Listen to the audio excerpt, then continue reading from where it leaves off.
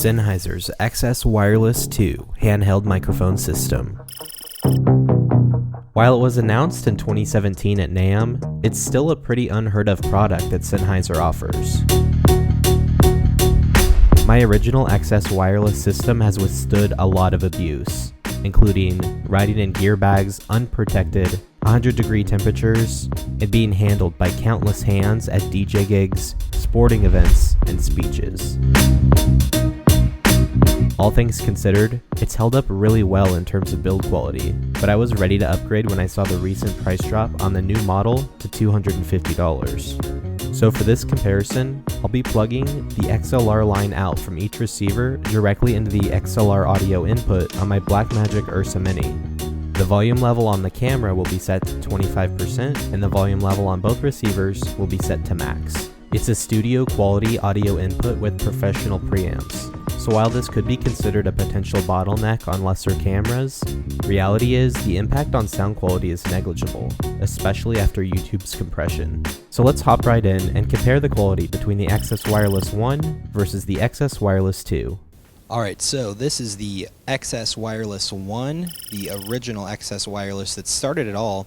As you can see, my receiver box has seen better days. That thing has been through 100-degree heat. It has ridden in backpacks. It's gone into gearboxes. It's been just about to every event that I've done, and boy, has it blown me away.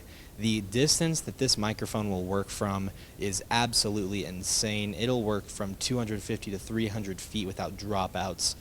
Absolutely an amazing starter microphone, and the exact reason that I jumped to the XS Wireless 2 without hesitation. Here's the microphone being held at mid-chest height, which is usually the height that people hold a microphone when they don't really know how to use a microphone.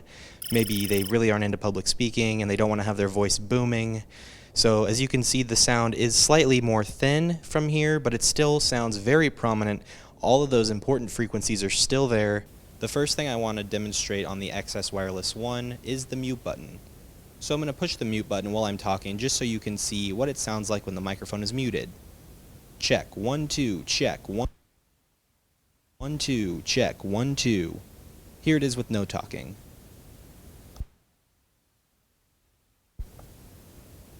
As you can see, it's a very, very quiet mute switch, and the sound of the microphone being turned off and turned back on is completely acceptable for DJ standards. This is the on and off switching test, so we're going to switch it off in the middle of when I'm talking so that you can hear what it sounds like when the microphone is switched off while I'm going to turn the microphone back on while I am talking just so that you can hear what it sounds like when I am talking and turn the mic on. If you were listening closely, you will have heard that there was a very, very slight, just a half a millisecond fade in. I'm going to turn the microphone back on when you turn the switch on, which is really nice. It's a totally acceptable sound for the switch being turned on and off on this microphone. So I'm going to move the microphone between my hands while I'm talking, and I'm going to be doing so very gently, just like as if I was switching hands while during a speech. And you might be able to hear that, you might not be able to hear that. Here it is with no talking.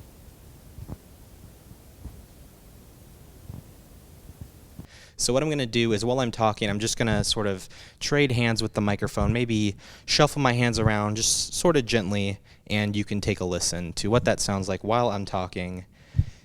There's a little back and forth just to show how much of that hand noise is picked up by the microphone.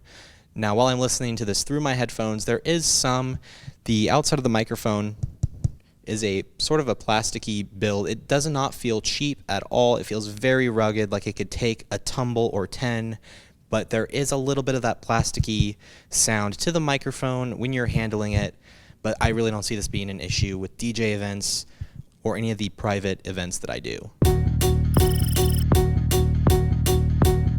The mute switches on both microphones are acceptably quiet. However, the switch on the XS2 is much easier for guests to use and understand in practicality. Overall, the design changes on the XS2 are much appreciated, and to my ears, the sound quality seems less staticky and muffled, despite being the same 835 capsule in theory. The only thing I wish they wouldn't have changed on the second generation model is that the original had a really nice rubber bumper around the mic capsule. which was nice to have when setting the mic down on a table. But this is very minor, and for the now $250 price tag, upgrading is an easy decision to make. That does it for this video. Thanks so much for watching, and feel free to take a look at some of my other DJ product reviews.